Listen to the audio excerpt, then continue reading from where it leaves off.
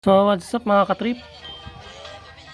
Short video lang tayo. Papakita ko lang sa inyo itong mount na nabili ko sa sa Lazada.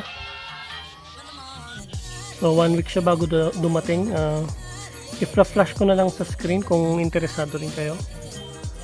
Para dalawa na yung view natin, isa sa daan and yung isa nakaharap sa akin. So yan, hopefully okay siya. Gawa siya sa aluminum. Then ayan, install na natin and i-try natin. So bala ko sana dito ko siya install, kaya lang nandito yung cellphone holder ko. And bala ko rin palitan yung cellphone holder ko dahil ayun, nabali dito, tinamaan ko yung isang clip niya. Then ayun, mag-order ako nito, then tuturuan ko kayo kung paano mag-install. Then itong mount, baka dito ko muna ilagay. Hopefully hindi magka-problema. Iipit ko siya dito sa may side mirror.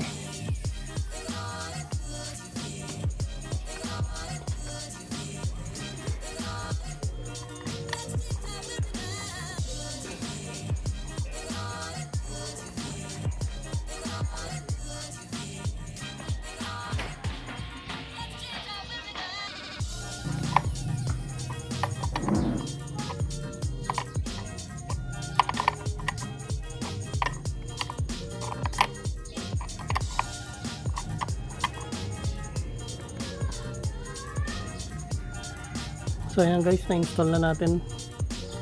Kunin ko lang yung camera.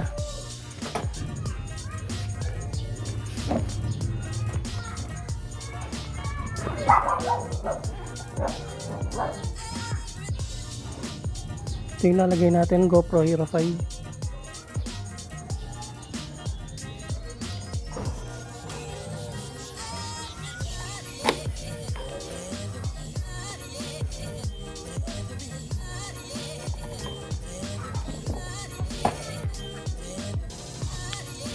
So ayan guys, na-install na natin. Kaya lang may problema. Nakita nyo,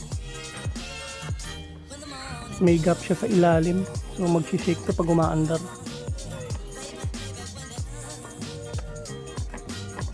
So gawa na lang natin ng paraan muna.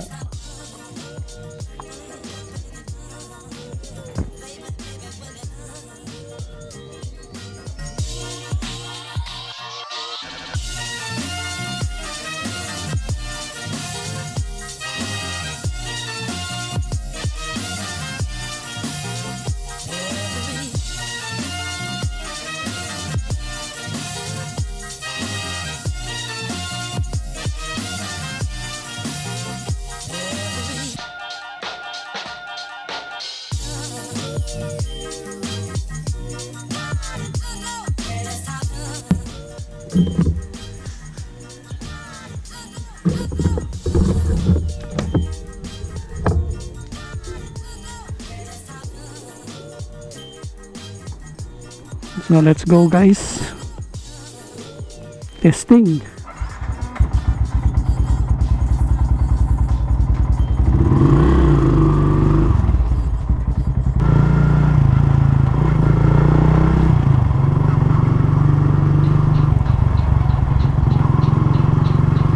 So ayan guys, tetestingin ko muna tong itong front cam natin. Hopefully hindi siya shaky, no? Sa bagay kayo nakikita nyo na ngayon. Ako mamaya ko pa makikita, mamaya ang in-edit ko yung video.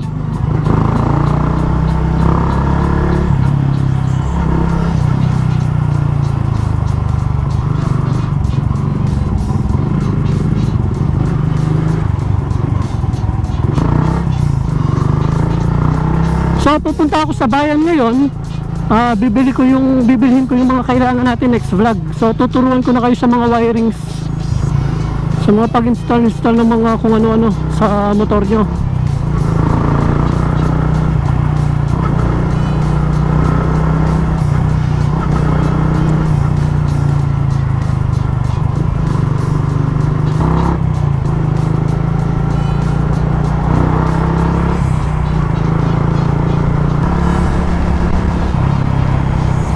Pagas muna tayo, 2 bar na lang pala tong ano ko.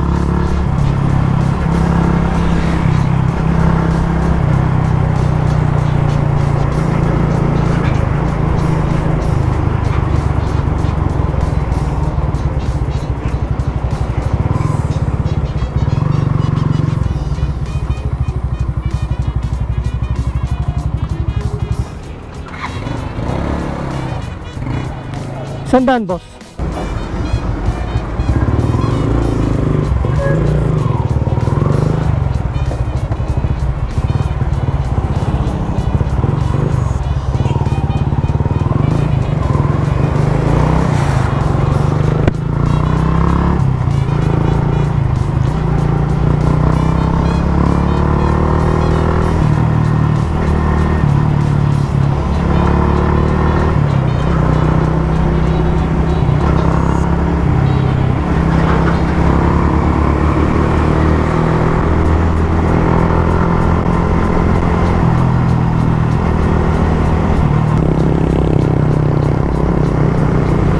Maraming nagre-request sa akin sa mga wirings guys. So ngayon yun, gagawa na tayong vlog para sa mga installation.